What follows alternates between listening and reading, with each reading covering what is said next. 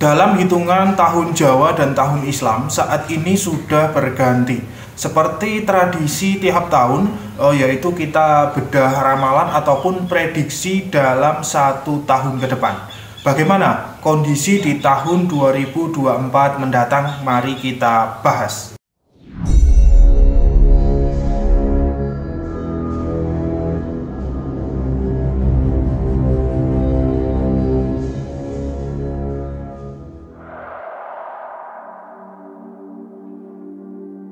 Assalamualaikum warahmatullahi wabarakatuh. Hamdan wa syukranillah. Selamat datang, selamat berjumpa kembali di channel Spiritual 21, investigasi supranatural tanpa batas. Tahun ini adalah tahun 1445 Hijriah. Kalau dalam konversi tahun Jawa itu adalah tahun 1957. Setiap pergantian tahun tersebut dalam tradisi Nusantara ada berbagai ritual adat. Contohnya adalah ritual kirap kebu Kiai Slamet di Keraton Kasunanan Surakarta, kemudian ada juga pemasangan tumbal kepala kerbau di Gunung Merapi dan lain sebagainya. Kalau di tempat saya sendiri itu biasanya mengadakan yang namanya ritual selamatan mapak tanggal. Tradisi-tradisi tersebut lahir itu karena ada suatu peristiwa supranatural di zaman dulu.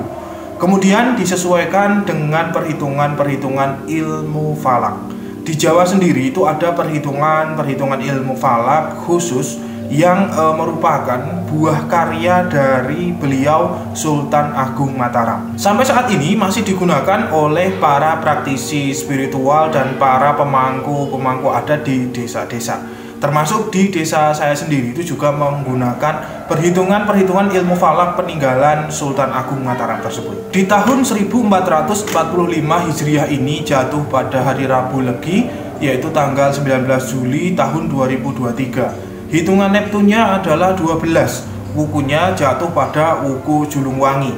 Bintangnya adalah Autorit. Kemudian di bawah kekuasaan langit yaitu malaikat Mikail, kemudian kekuasaan bumi adalah Barkon. Lalu juga dalam kekuasaan Dewa Yomo dan dinamakan Tahun Mahesa Sobo.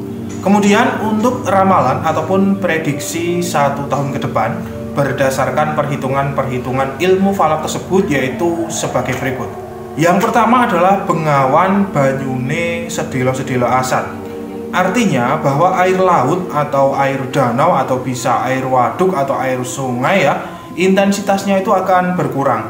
Bahkan akan ada waduk atau danau yang akan kering, sehingga ikan-ikan dalam waduk tersebut itu mati pemirsa. Lalu setelah kering akan terisi air lagi, lalu kemudian kering lagi, begitu seterusnya sampai beberapa kali.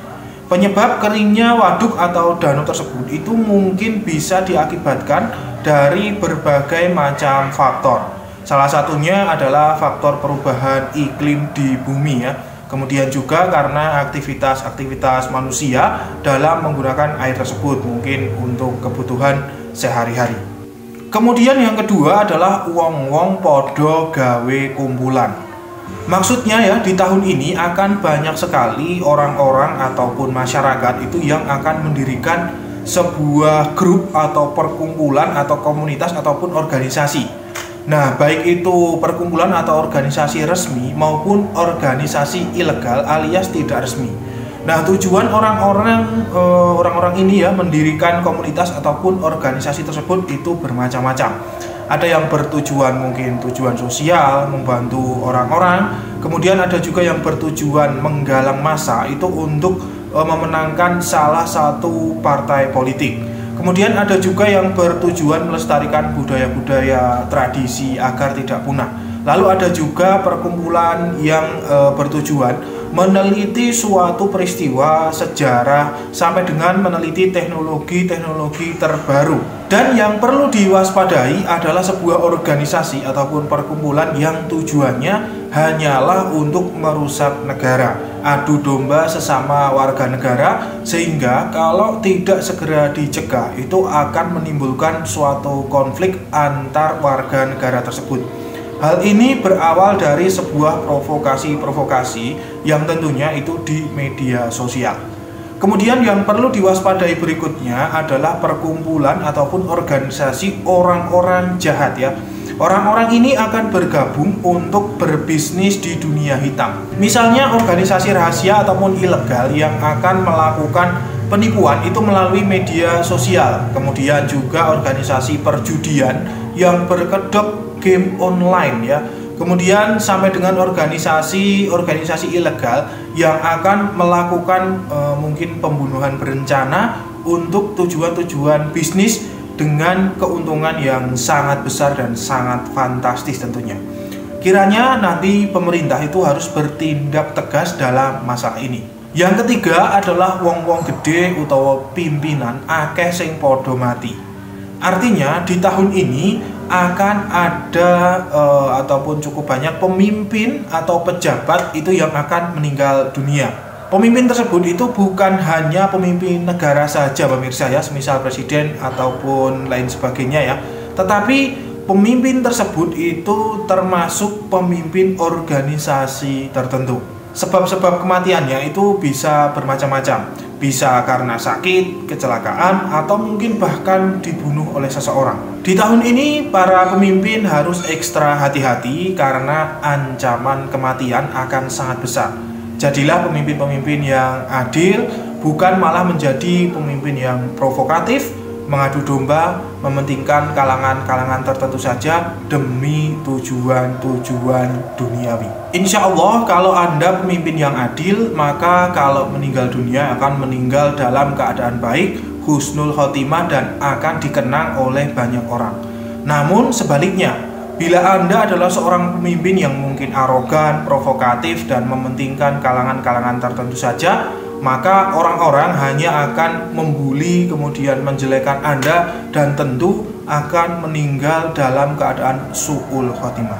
Saya peringatkan ya, hati-hati para pemimpin, baik itu pemimpin negara ataupun pemimpin organisasi ataupun pemimpin apapun itu.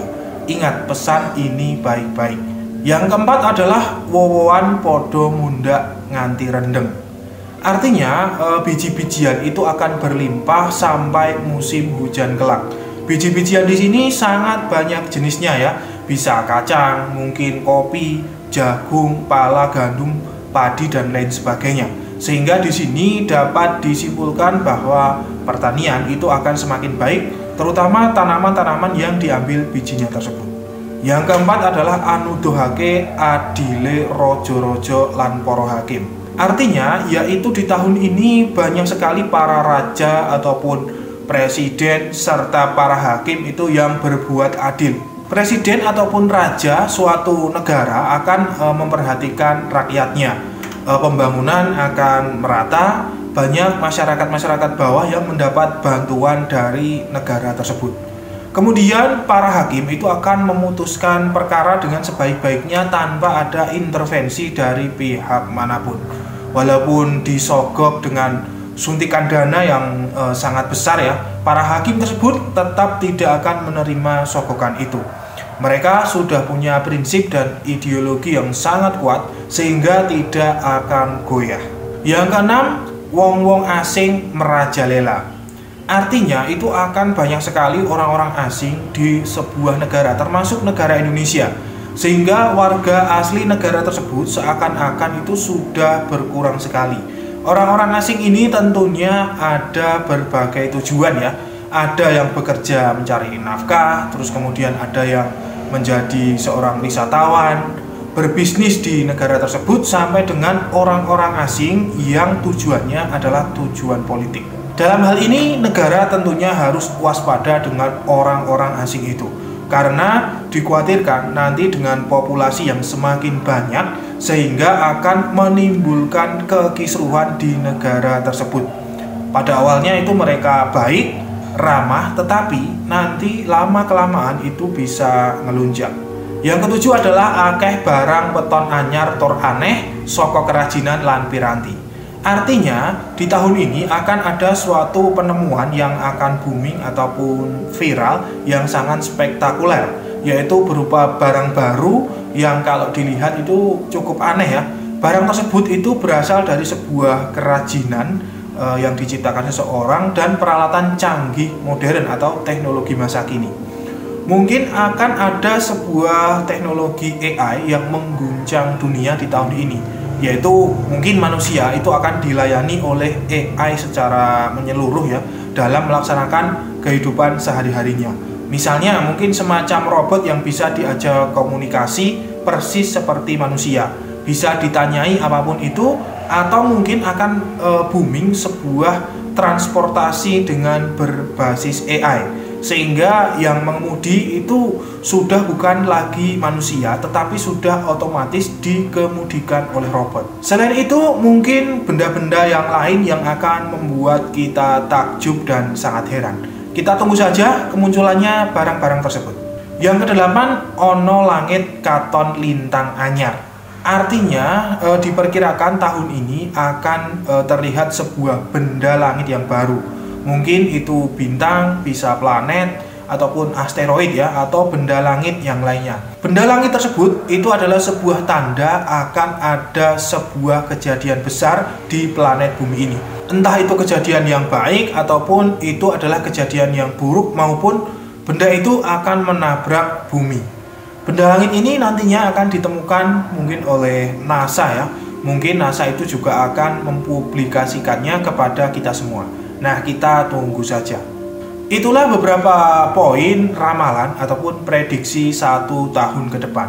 1 tahun ini dihitung mulai tanggal 19 Juli tahun 2023 sampai dengan 7 Juli tahun 2024 mendatang. Dan perlu diingat bahwa ini hanya prediksi saja. Jadi bisa benar, bisa juga salah. Jangan terlalu terpaku pada ramalan ataupun prediksi ini. Toh semua yang ada di dunia ini bisa berubah kapanpun sewaktu-waktu tanpa diketahui manusia. Karena hakikatnya dunia ini dan isinya itu adalah ciptaan Tuhan semesta alam, bukan ciptaan manusia. Semuanya tetap ada di tangan Tuhan yang Maha Kuasa. Bagi yang ingin mengetahui amalan yang dibaca serta azimah ataupun jimat ataupun rajah yang dibuat di tahun ini, silahkan download saja ijazahnya di link deskripsi video ini, atau bisa kunjungi langsung di website kami www.hikmahnuralam.blogspot.com, kemudian ketik 1 Muharram 1445 Hijriah. Nanti sudah muncul di situ tentang rajah ataupun doa-doanya yang harus dibaca. Tinggal download saja kemudian diamalkan ya. Nah, fungsi dari doa-doa tersebut ataupun rajah tersebut adalah untuk tolak bala ataupun keselamatan. Jadi mungkin apabila ada ramalan-ramalan jelek yang mungkin ramalan tadi saya sampaikan ataupun disampaikan oleh peramal-peramal yang lainnya, maka sebagai antisipasi ataupun penangkalnya adalah dengan rajah atau bisa dengan doa tersebut, atau Anda bisa menggabungnya yaitu menggunakan rajah dan doanya yang sudah kami ijazahkan. Nah, mungkin cukup itu dulu, semoga bermanfaat bagi semuanya. Saya Fatih Nur Alam undur diri. Subhanakallahumma wa bihamdika asyhadu an la ilaha illa anta astaghfiruka wa atubu ilaik. Alhamdulillahirabbil alamin. Wabillahi taufiq wal hidayah wa ridha wal inayah. Wassalamualaikum warahmatullahi wabarakatuh. Akan selalu ada misteri di dunia ini. Salam spiritual.